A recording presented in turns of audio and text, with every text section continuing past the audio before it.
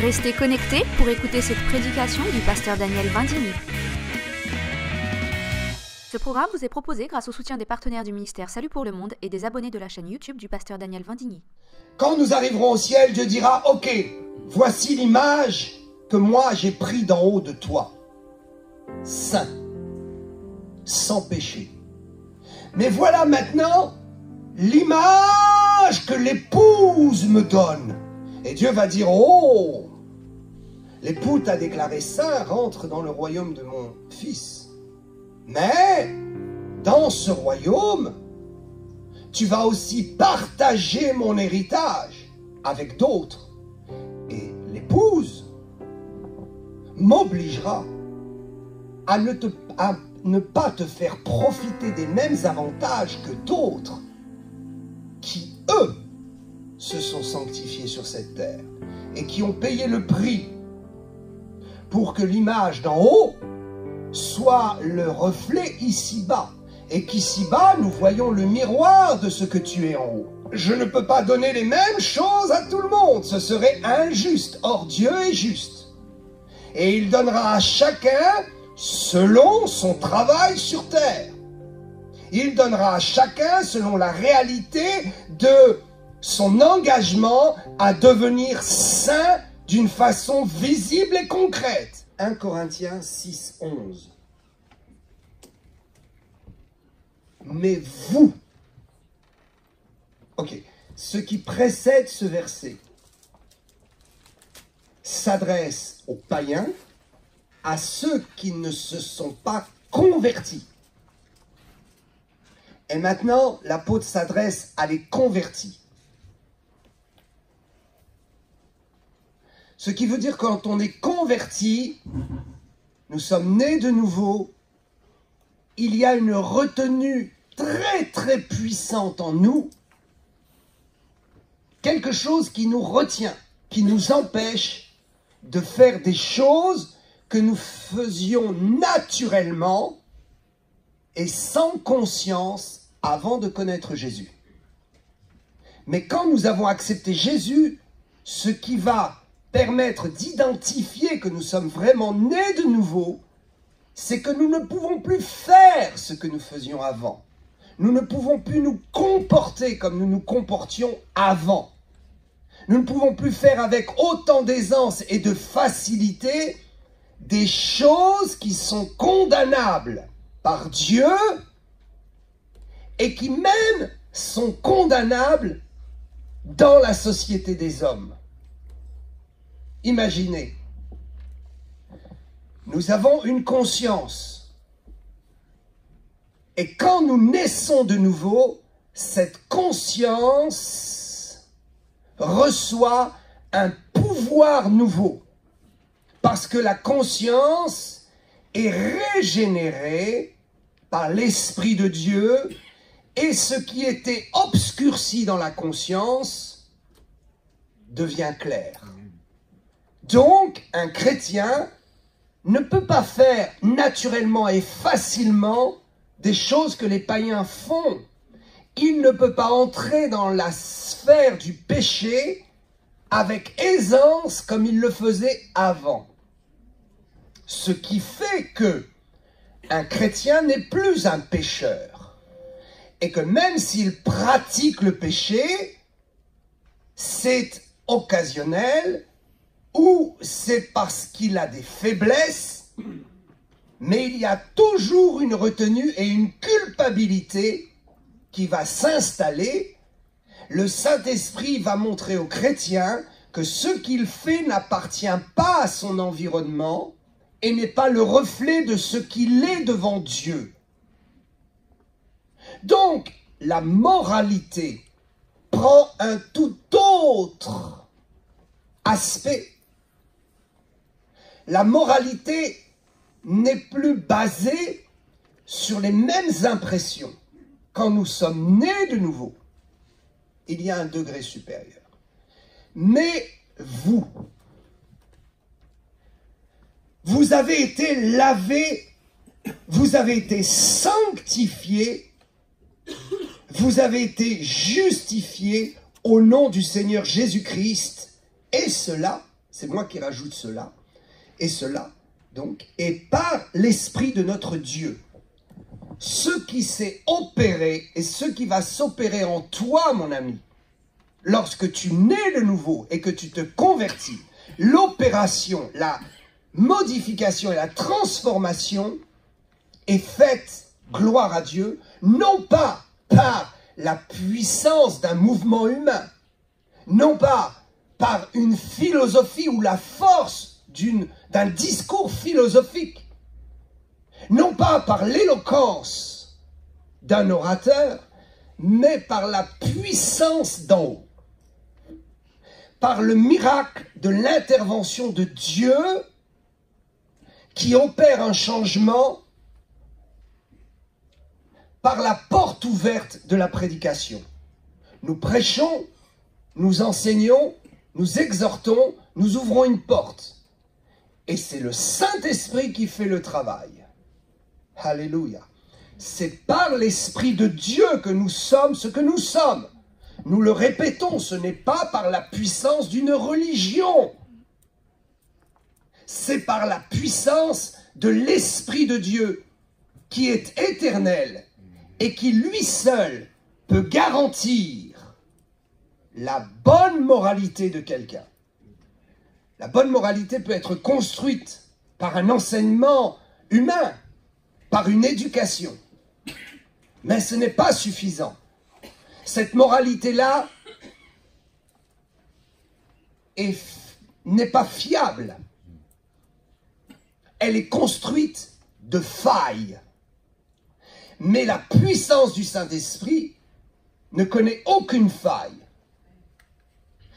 et construit en nous une vie nouvelle qui peut avoir des chutes, mais qui se relèvera toujours, qui apprendra de ses chutes et qui, avec le temps, fera d'une personne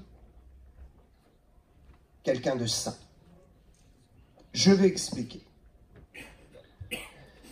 Vous avez été lavé, vous avez été sanctifié, vous avez été justifié au nom de Jésus. Le sang de Jésus nous a lavés de nos péchés. Ce sang nous a rendus saints devant Dieu. Cette sainteté déclarée devant Dieu fait que nous n'avons plus à nous justifier, mais Dieu nous justifie lui-même. Je m'explique. Si je pêche malgré moi, je vais me relever, je vais me repentir et dire je ne veux plus de cela dans ma vie. Je n'ai pas besoin de me justifier sur ma chute pour que Dieu me relève. J'ai déjà obtenu la justification. C'est ce qui me permet de me relever la tête haute et de ne pas chercher un point d'appui par des œuvres ou une justice personnelle ou une justification personnelle. J'ai péché, oui, mais Dieu m'a déjà pardonné et Dieu m'a déjà justifié. Je n'ai pas à me justifier en disant « Seigneur, pardonne-moi parce que je suis tombé pour telle raison. » Non, non, je suis tombé, je suis coupable. Mais cette culpabilité-là a déjà été lavée devant Dieu. Je n'ai pas besoin de me trouver des arguments pour dire « ce n'est pas ma faute ». Non, je dis « je suis coupable ». Et je me relève comme un non coupable. C'est la force du chrétien. La force du chrétien, c'est de savoir qu'il a une dignité devant Dieu et que personne ne peut l'accuser. Parce qu'il se relèvera. Et s'il a commis un péché qui entraîne des conséquences, il réparera les conséquences. Non pas pour obtenir une justice devant Dieu, mais par souci d'amour de son prochain, par souci de responsabilité dans ce monde. Chaque humain est responsable de ses actes. Et lorsqu'il commet quelque chose dans cette société qui a fait du mal à autrui, il doit le réparer. Non pas pour obtenir justice devant Dieu, parce qu'il l'a déjà obtenu s'il est chrétien, mais par souci d'amour. Il y a des chrétiens qui se relèvent et qui disent « Oh, mais de toute façon, Dieu m'a pardonné, je suis justifié. » Ce n'est pas suffisant. Il faut dépasser ce stade et entrer dans le stade de la responsabilité personnelle, de son devoir de réparation. La puissance du Saint-Esprit nous aidera à réparer nos dégâts. Car si humainement nous ne pouvons plus réparer, Dieu est miraculeux. Dieu est le Dieu des miracles. Pour nous donner cette possibilité, dans notre dignité d'enfant de Dieu, de faire réparation. Alors, je voudrais expliquer que ce texte, en fait, nous parle de deux types de sanctification. Nous entraîne dans la réflexion de deux types de sanctification, qui sont en fait la même chose, mais découpés en deux mouvements différents. Il y a la sanctification de Dieu pour toi, Dieu t'a sanctifié, et il y a ta sanctification personnelle qui est en fait la capacité d'amener dans le monde visible ce qui s'est produit dans l'invisible. Dieu a déclaré que tu étais saint. Ça, c'est une chose spirituelle. Il a lavé tes péchés, ça c'est spirituel. Comment pouvons-nous voir physiquement que quelqu'un a été lavé de ses péchés? Le péché est quelque chose qui se voit dans les conséquences, mais qui ne peut pas se voir dans ses effets dans l'individu. Un individu qui pêche souille son âme, il souille sa vie intérieure, il souille son âme tout entière. Et cela, personne ne peut le voir. Tu ne peux pas regarder quelqu'un dans les yeux ou le regarder dans son ensemble et dire « je vois des péchés dans ta vie ». Non, tu peux voir les conséquences. Mais les conséquences ne sont pas le mal le plus fort. Le mal le plus fort du péché, c'est la mort et la destruction de l'âme. Une destruction invisible qui s'est produite à l'intérieur de l'homme.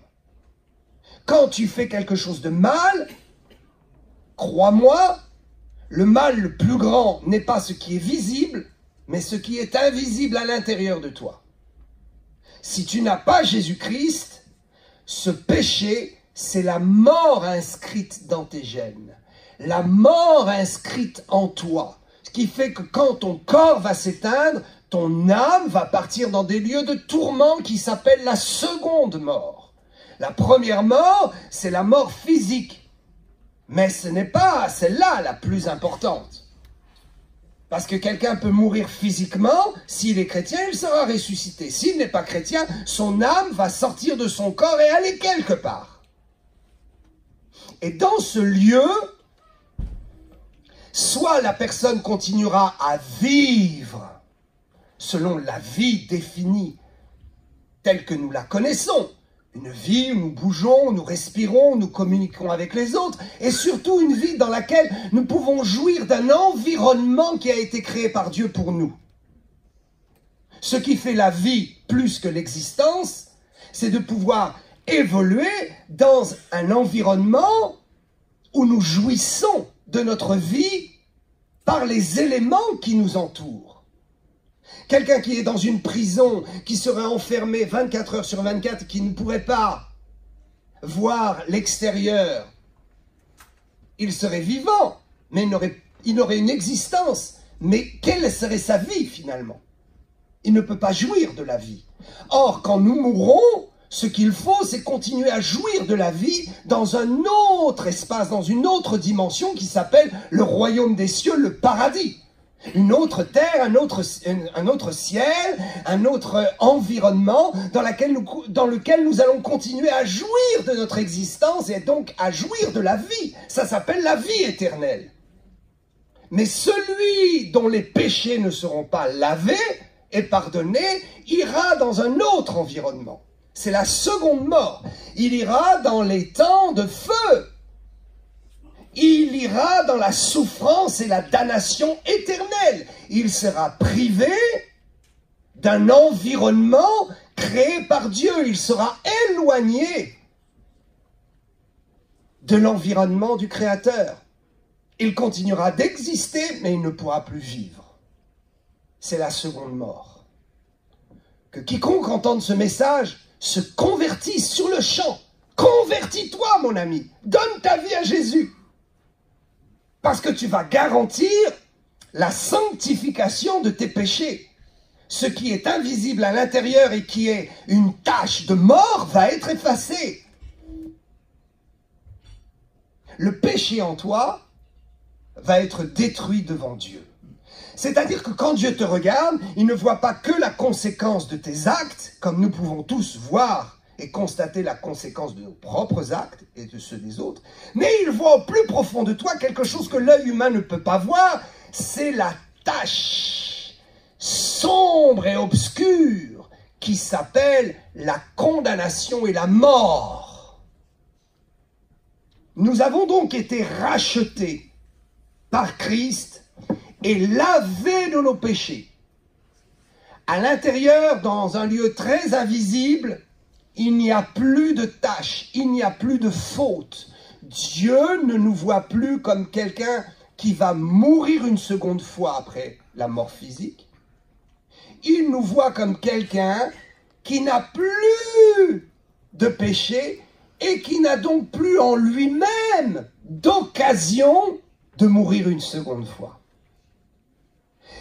Il n'y a plus en lui ce qui va permettre de le condamner. Il n'y a plus de preuve de la condamnation. Quelqu'un qui est accusé, qui vient devant un tribunal, s'il n'y a pas de preuve, comment voulez-vous le condamner? Donc, Dieu, volontairement, par le sang de Jésus, efface les preuves. Être né de nouveau, c'est contenir en soi une pureté qui est surnaturelle. C'est obtenir la disparition de ce qui peut le condamner devant Dieu. Waouh! Le dossier a été lavé, vidé de sa substance. Imaginez quelqu'un qui a commis un grand délit. Il se présente devant le juge. La police a fait son travail, son investigation. Le juge reçoit un gros dossier. Et quand il l'ouvre, ce ne sont que des pages vides. Il n'y a plus de preuves. Toutes les investigations ont disparu. Tous les témoignages ont disparu. Et le juge dira, oh, cette personne est coupable. Mais elle n'est pas condamnée parce qu'il n'y a plus de preuves. Mon ami, Dieu t'a fait une grâce. À la croix de Jésus-Christ, à la croix de Golgotha, par la puissance de la mort de Jésus-Christ, il fait disparaître par son sang, selon sa volonté à lui, il fait disparaître les preuves qui t'accusaient. Parce que ces preuves-là sont descendues à la croix il y a 2000 ans. Le juge a pris les preuves et il a jeté tout ça sur le corps de Jésus qui a été meurtri et qui a pris une condamnation à ta place. Tu es sanctifié devant Dieu. Tes péchés ont été lavés gratuitement. C'est un don de Dieu. La véritable sanctification, c'est celle-ci. Alors ensuite, il faut notre devoir, notre conscience, par le Saint-Esprit. Nous voulons que cette réalité des preuves effacées puisse continuer dans notre vie quotidienne et puisse être visible. C'est donc là où nous allons faire et pratiquer la sanctification personnelle. la sanctification propre, sanctification qui est issue de notre volonté. La sanctification dont nous avons lu ici les termes est une sanctification voulue par Dieu et déclarée par Dieu. Maintenant, nous devons nous attacher à cela et entrer personnellement dans une ligne de conduite qui sera le reflet et la réalité de ce que Dieu a déclaré dans le ciel. Autrement dit, nous n'allons pas rajouter encore des preuves, parce qu'à chaque fois que nous mettons une preuve et que nous péchons, elle est automatiquement effacée, puisque Dieu a déclaré, non pas tu es sanctifié, tu es saint au moment où tu te convertis, mais tu l'es d'une façon permanente. Dans l'Ancien Testament, les Juifs venaient au Yom Kippour une fois par an pour que le dossier soit effacé. Tous les péchés du peuple étaient effacés au moment où le grand sacrificateur versait le sang. Il jetait des bassines de sang sur le peuple qui était complètement dans une euphorie totale. Il voulait recevoir le sang, pourvu que je sois bien placé pour recevoir juste une goutte de sang qui est jeté par le sacrificateur. Il prenait le sang du sacrifice, il en portait une partie dans le lieu très saint devant Dieu, pour que la mort soit constatée, que le sacrifice soit constaté, et ensuite il prenait le restant du sang et il jetait cela sur les gens. À ce moment-là, la dette était totalement effacée. Et personne, ni les hommes ni le diable, ne pouvaient ce jour-là se lever à accuser les Hébreux, les Juifs. Mais le problème, c'est qu'ils reprenaient leur vie et qu'ils recommettaient encore des péchés malgré eux. Et que donc des dossiers étaient reportés devant Dieu. Et il fallait recommencer tous les ans. Parce que le sacrifice n'était pas perpétuel. Il devait être répétitif. Mais depuis Jésus-Christ, le Messie est venu accomplir cela d'une façon permanente.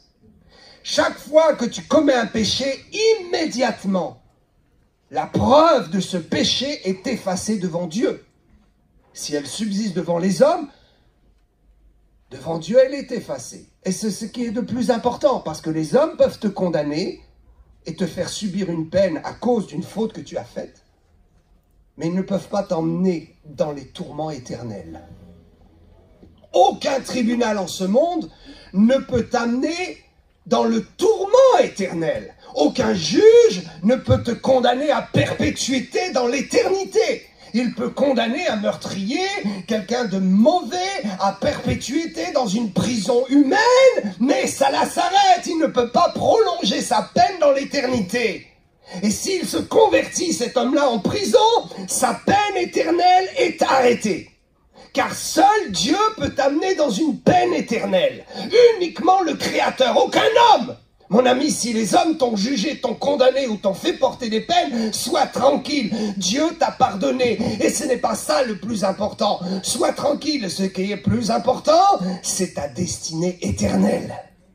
C'est les millions, milliards d'années dans l'infini où tu vas passer ton temps.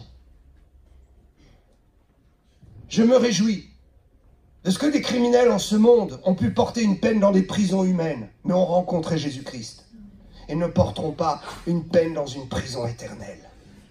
Et certains autres, j'ai grand pitié de leur âme. Ils n'ont jamais été dans des prisons humaines. Oh, ils ont toujours passé entre les mailles du filet, peut-être. Mais ils n'ont pas donné leur cœur à Jésus. Et ils seront condamnés pour l'éternité pour leurs péchés. La sanctification, elle est spirituelle. Et elle doit descendre concrètement, c'est ta responsabilité, dans le monde matériel. Tu dois te sanctifier et démontrer que tes péchés ont été pardonnés, que tu n'es plus un pécheur. Tu dois, c'est ta responsabilité. Donc à ce moment-là, ce qui est spirituel va être rendu concret. Ok. Jacques dira... La foi sans les œuvres n'est rien.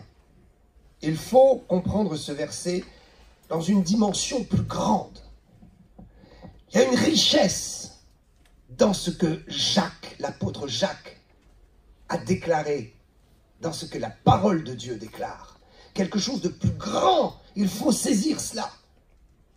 Faire des œuvres pour démontrer notre foi ne s'arrête pas au fait que nous montrons que nous sommes des bons chrétiens en donnant l'aumône à des pauvres, en faisant des œuvres pour les orphelins et les veuves. Alléluia! En donnant pour l'Église, en faisant des œuvres humaines et visibles. Cela va beaucoup plus loin que cela. La démonstration de la foi, c'est d'amener quelque chose de spirituel, d'invisible dans notre vie, au fait de devenir visible.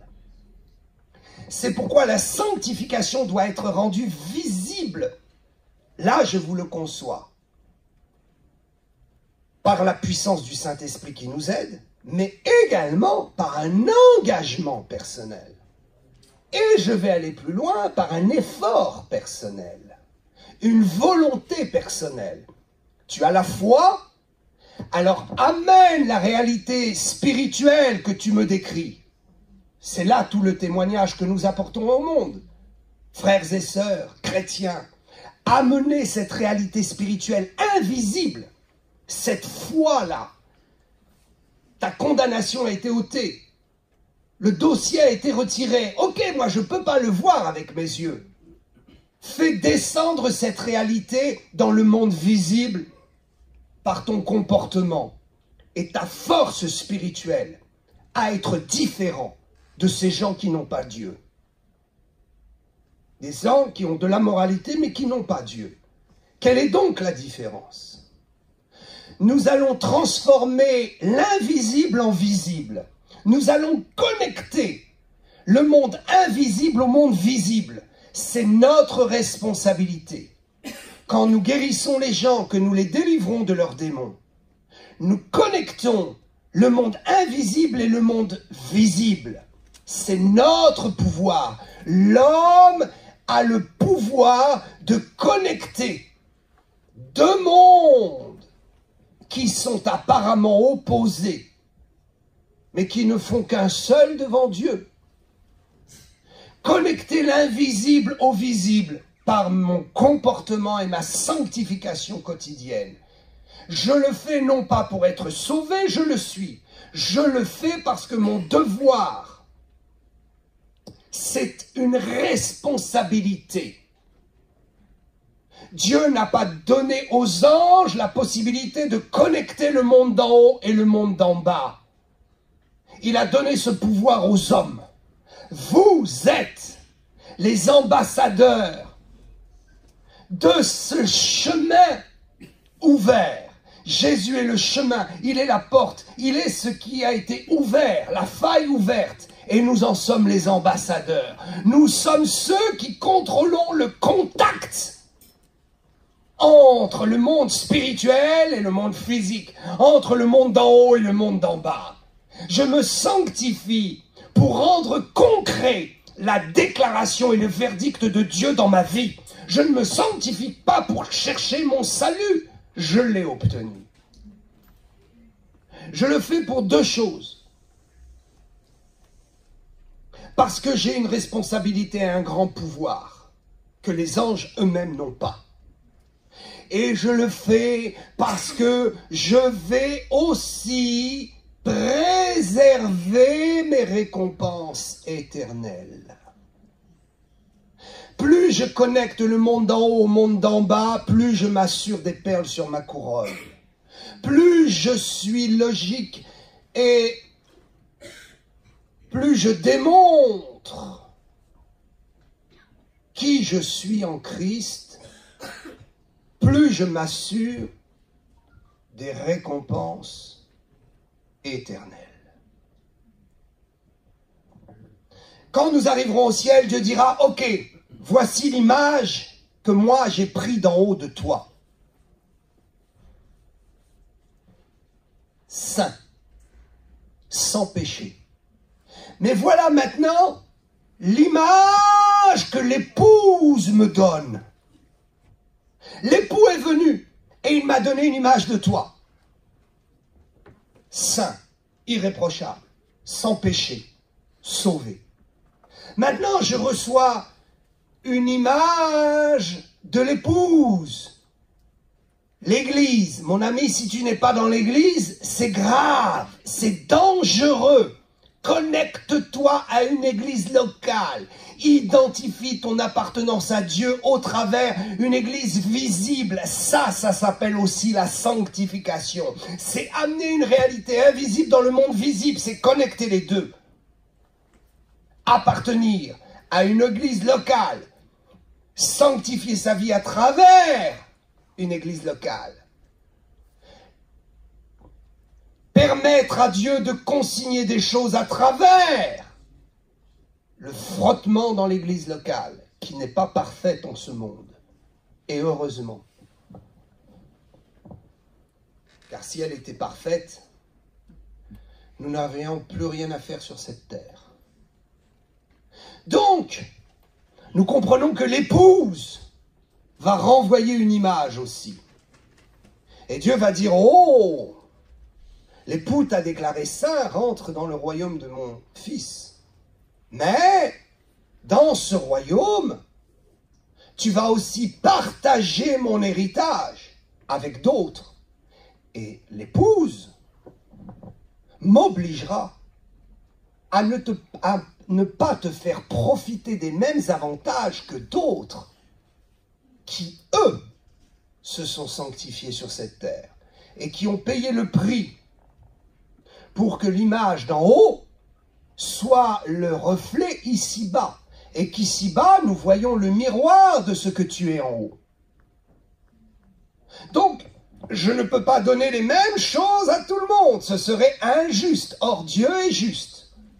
Et il donnera à chacun selon son travail sur terre.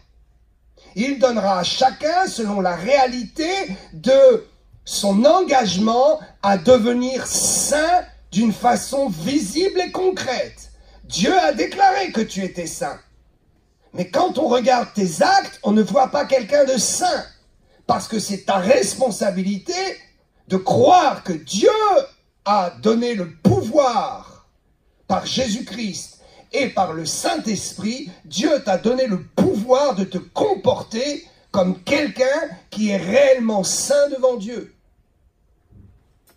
La sanctification que tu vas pratiquer, elle est sur deux plans. Le plan moral et le plan physique.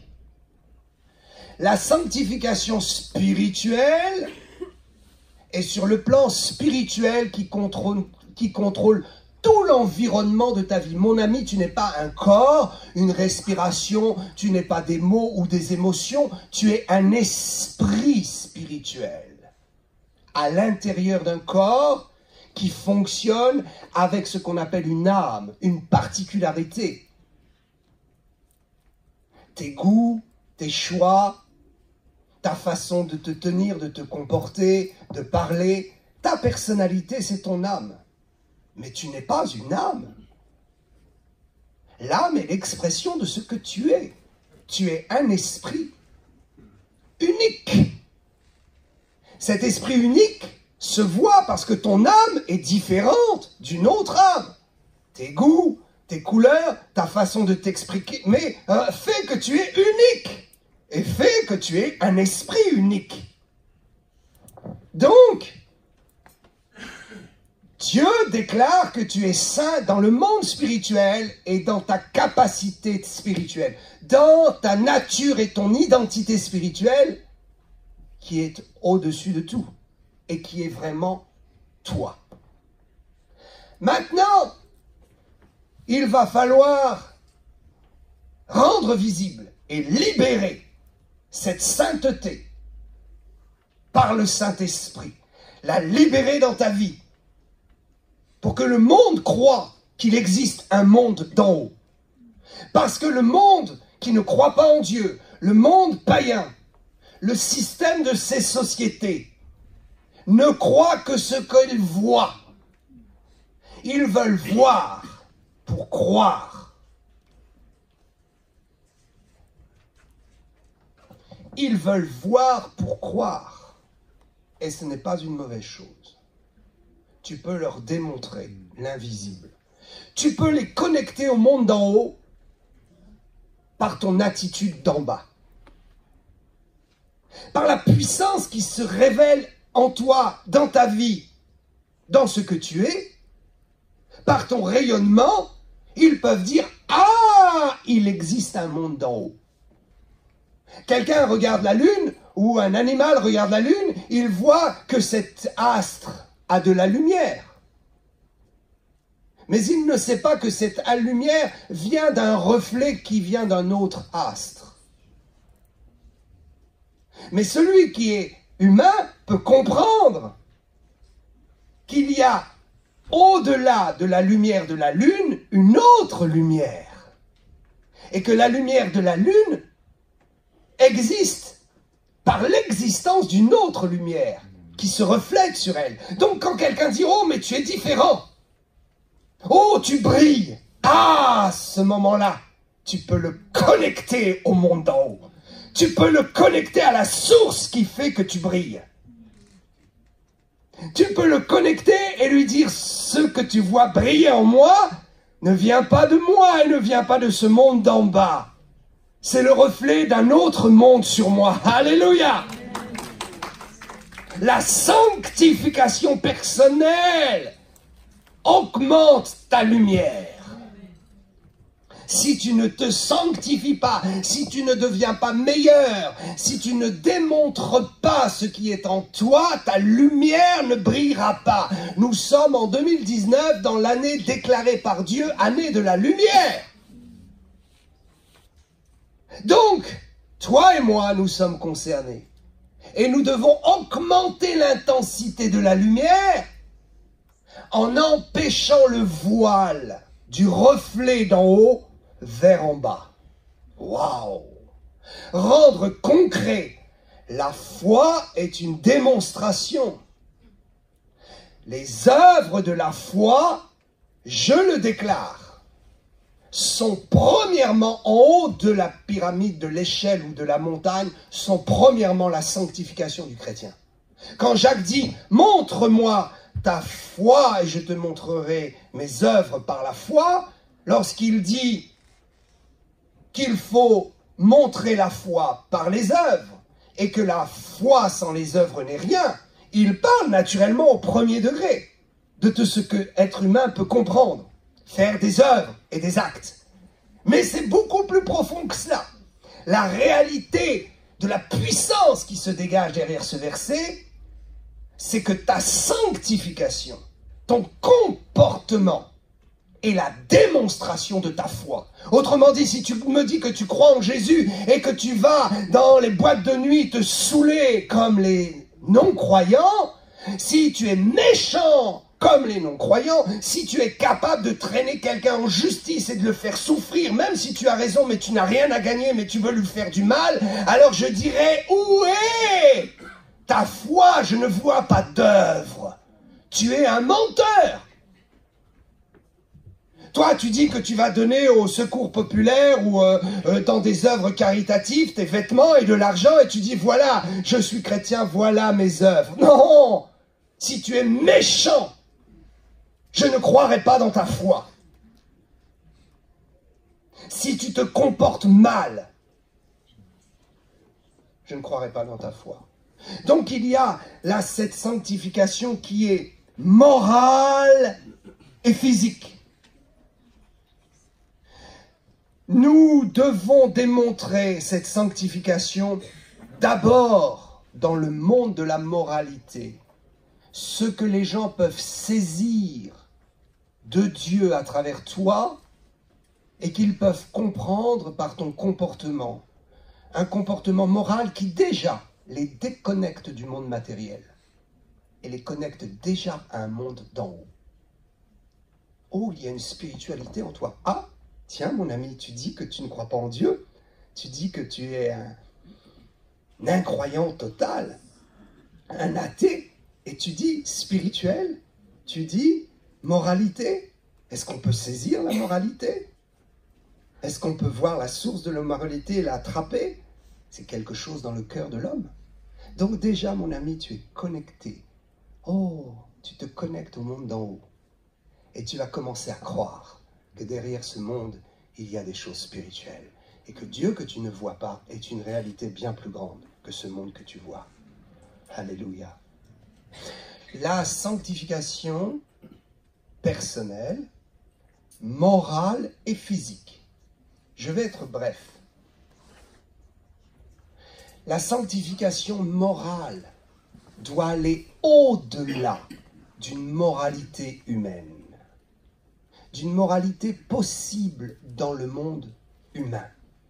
Il faut que tu démontes une moralité bien plus grande pour que les gens puissent croire. Jésus dira, si votre piété, si votre justice, Matthieu 5, 20, si votre justice, et je voudrais dire ici que le mot justice devrait être plus précisément traduit par justification. Ceci est très très profond. Je vous emmène ici dans des choses très profondes.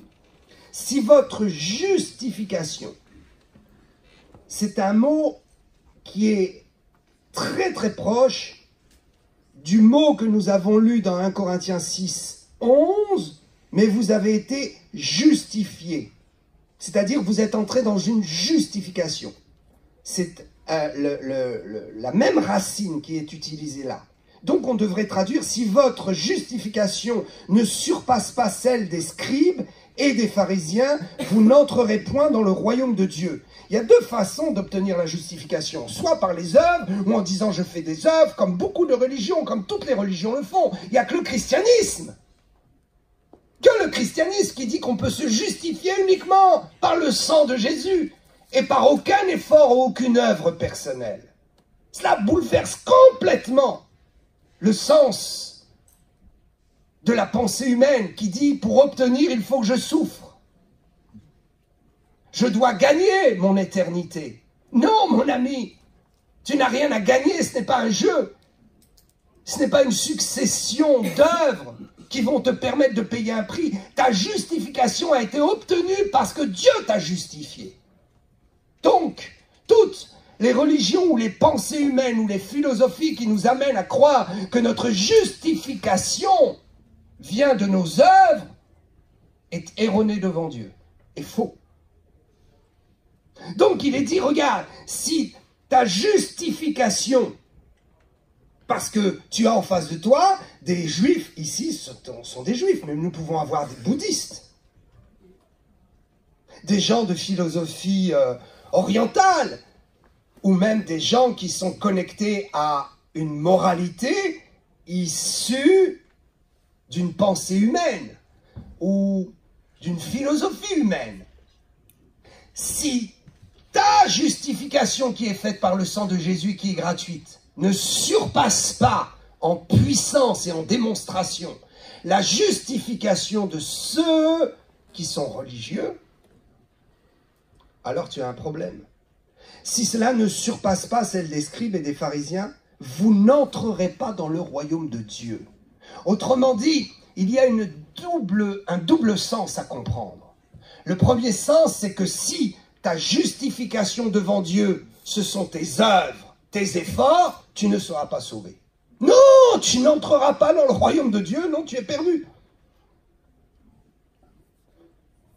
Parce que la moindre faute que tu n'auras pas pu régler ou laver par tes œuvres te condamnera devant Dieu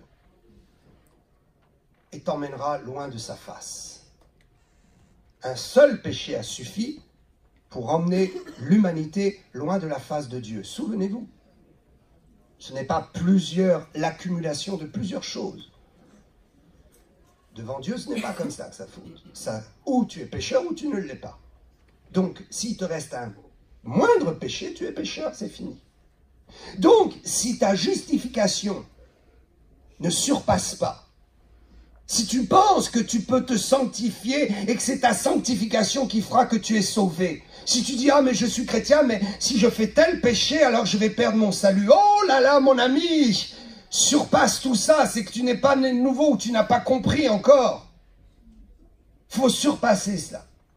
Ma justification ne provient pas de mes efforts, comme les pharisiens peuvent le penser, les religieux peuvent le penser, mais ma justification provient du sang de Jésus qui m'a tout pardonné. Donc, ma justification surpasse toute possibilité de justification devant Dieu. Toute forme humaine de possibilité de se justifier, de se laver de ses péchés, tout cela est loin de moi. Je surpasse tout ça. Alléluia! Juste par le pardon de la croix, juste par Golgotha, le sang qui a coulé à Golgotha. Alléluia! Mais il faut que ma justification surpasse visiblement. C'est pour ça que Jésus dit, si on prend ta tunique, donne aussi ton manteau. La moralité humaine, ah non, elle s'arrête. La justification et la sanctification humaine dans la moralité de l'homme s'arrête. Oh, écoute, on t'a pris ton manteau, laisse-le partir, mais va pas lui donner non plus ta tunique.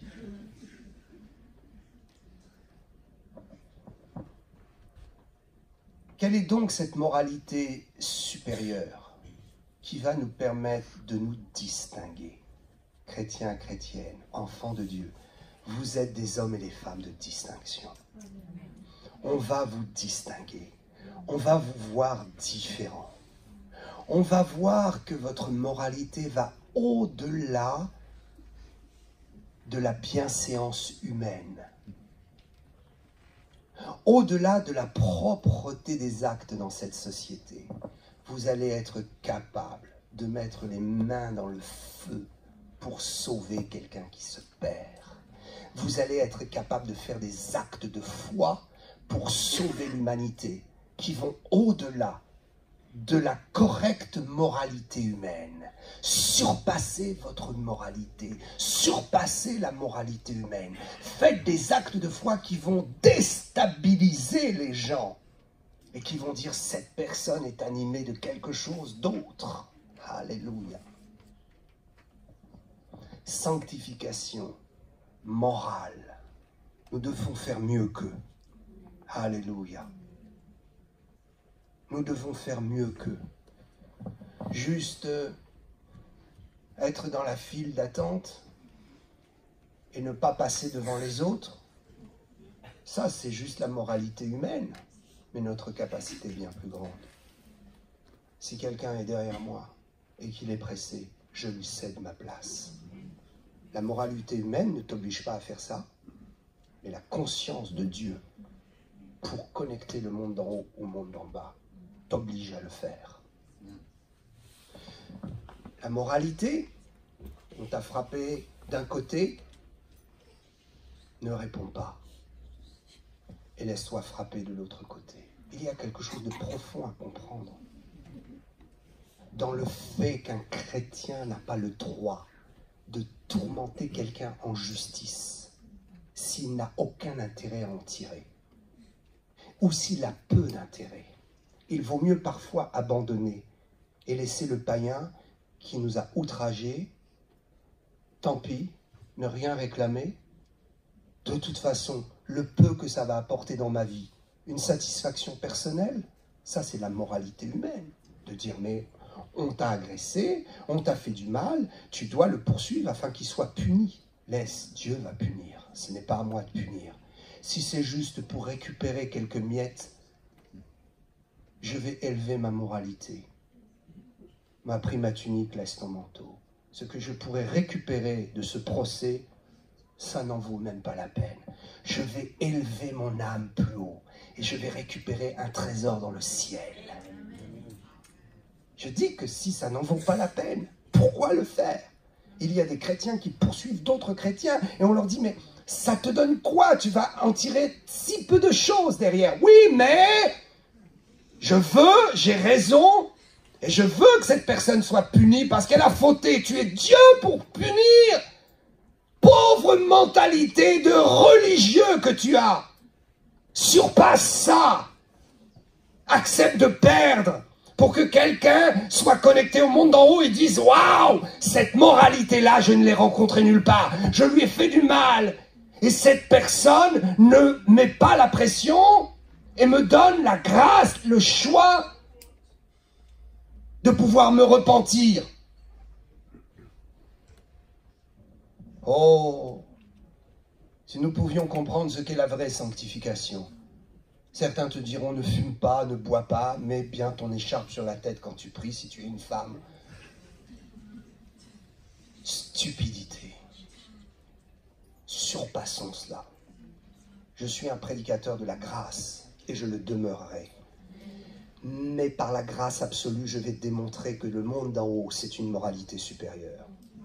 Et que même les religieux ne sont pas capables, dans leur exercice à la sanctification, à faire ce que je suis capable de faire moi devant Dieu. Alléluia. Sanctification morale, sanctification physique. Regardez ce verset qui dit que les excès de table sont un péché. Si tu fais un excès de table et que tu es chrétien, est-ce que tu vas partir en enfer? Bien sûr que non. Mais tu vas perdre une récompense sur cette terre et au ciel. Et tu vas bloquer la réalité de ce qu'est ton temple au ciel. Ton corps est déjà au ciel, devant Dieu, dans l'espérance de la résurrection. Et Dieu te voit autrement que ce que tu es là. Il te voit dans ta condition éternelle. Est-ce que tu veux amener cette réalité du toi au ciel quand Dieu dit dans sa parole que nous sommes assis dans les lieux célestes avec Christ? Il y a une réalité de toi déjà au ciel. Amène cette réalité sur terre. Les excès de table, ce n'est pas juste quand tu vas dans un bon repas de famille, tu as tellement mangé que tu en vomis après. Ce n'est pas lorsque tu manges dans un repas trop, voilà. Non! Les excès de table commencent déjà au quotidien, dans ton régime alimentaire, dans ta façon de t'alimenter, et de manger 4 repas par jour, alors que, humainement, nous n'aurions besoin que d'un, voire 2 repas par jour. Quand tu manges tout le temps, et que tu alimentes ton corps alors qu'il n'en a pas besoin, tu sais ce que tu fais? Tu alimentes ce qui est vie et ce qui est mort. Aujourd'hui, celui qui ne croit pas dans le monde spirituel est vraiment stupide. Il y a 200, 300 ans, 500 ans, je veux bien croire, la technologie n'était pas avancée. Mais aujourd'hui, avec la science, on comprend qu'il y a quelque chose de spirituel dans le matériel. Et on se dit, il y a des cellules qui sont plus gourmandes que d'autres. Des cellules qui sont rebelles et qui volent la nourriture et l'énergie aux autres cellules pour être dégénérantes et provoquer des maladies et des cancers. Quand nous privons notre corps de nourriture, ces cellules sont privées de vie. Et même sans prier, déjà, il y a une action. Parce que la Bible dit que ta moralité, que ta sanctification surpasse la sanctification religieuse. Donc ta sanctification, c'est aussi prendre soin de ton corps et faire attention, c'est une réalité. Donc sans prier déjà, en obéissant à la parole de Dieu qui dit les excès de table sont mauvais, alors tu vois pas ça simplement dans les repas de famille, à Noël, au jour de l'an, mais tu comprends que ce verset est un verset pour tous les jours, pour ton mode de vie. Quand tu fais 4 repas alors que tu n'en as besoin que de 2, tu fais un excès de table, parce que tu donnes à ton corps une nourriture dont il n'a pas besoin, qu'il va brûler, ou qui va être récupérée et volée par des cellules qui vont te causer des problèmes. On dit que ce qui est équitable pour le corps, ça ce sont les scientifiques, ceux qui ont bien étudié le corps, ils disent qu'il faudrait un intervalle de 7 à 8 heures entre chaque repas. Quand le Saint-Esprit m'a poussé dans la sanctification plus haute que les scribes, les pharisiens, les religieux, le Saint-Esprit m'a conduit à ne plus donner à mon corps autant qu'il réclame, ce qui fait que je suis dans des jeûnes permanents, puisque j'espace certains repas entre 12 et 18 heures. Donc, je ne dis pas pour me flatter, je vous dis ça pour vous connecter au monde d'en haut et vous dire arrêtez de gloutonner, de manger entre les repas. Arrêtez de vous concentrer sur la nourriture tout le temps. Il y a une nourriture plus grande, c'est la parole de Dieu et la communion avec Jésus-Christ. Donc il faut prendre soin de son corps. Il faut aussi sanctifier sa démarche physique. C'est nous qui avons le pouvoir de nourrir notre corps. C'est nous qui avons le pouvoir de faire du sport ou de ne pas en faire, de faire de l'exercice ou pas. C'est notre responsabilité. Certains diront, oh, mais là, tu n'es plus spirituel. Mais justement, nous sommes trop spirituels dans le monde d'en haut. Et il n'y a rien de concret dans notre monde d'en bas. Or, le monde d'en haut est en communion avec le monde d'en bas. Parce que je suis sur terre, vous me voyez, mais je suis assis dans les lieux célestes avec Christ. Et pour moi, il n'y a pas de dissociation. Et je dois rendre réel l'un et l'autre et modifier celui qui est en bas par la puissance de celui qui est en haut. C'est pourquoi les jeûnes sont importants, pas simplement pour dire je vais me séparer d'une problématique, je vais réclamer à Dieu, mais le jeûne est aussi une forme de sanctification. Comme on se sent bien quand on a jeûné 24 heures. Une journée, 2 jours. Oh, ce n'est pas le bout du monde. Comme on sent son esprit plus libre, c'est comme si il y avait quelque chose dans notre esprit qui a été nettoyé. Comme des cellules qui nous empêchaient de penser correctement qui sont parties. Comme une énergie qui est libérée. Tous les jeûnes que j'ai pratiqués, j'ai remarqué qu'à la fin du jeûne, je retrouve une énergie que je n'avais pas avant. Alors il faut être prudent, il ne faut pas rentrer dans l'excès naturellement. Il ne faut pas aller dans un excès qui amènerait à nous causer des problèmes physiques. Mais il faut être dans l'équilibre. Et l'équilibre, c'est que nous sommes dans une société qui nous sollicite trop pour la nourriture. Et qu'il faut réguler un peu. Nous sommes dans une société qui a mis une norme à la moralité. Mais la norme de moralité vient de la Bible. Donc je dois surpasser ce monde.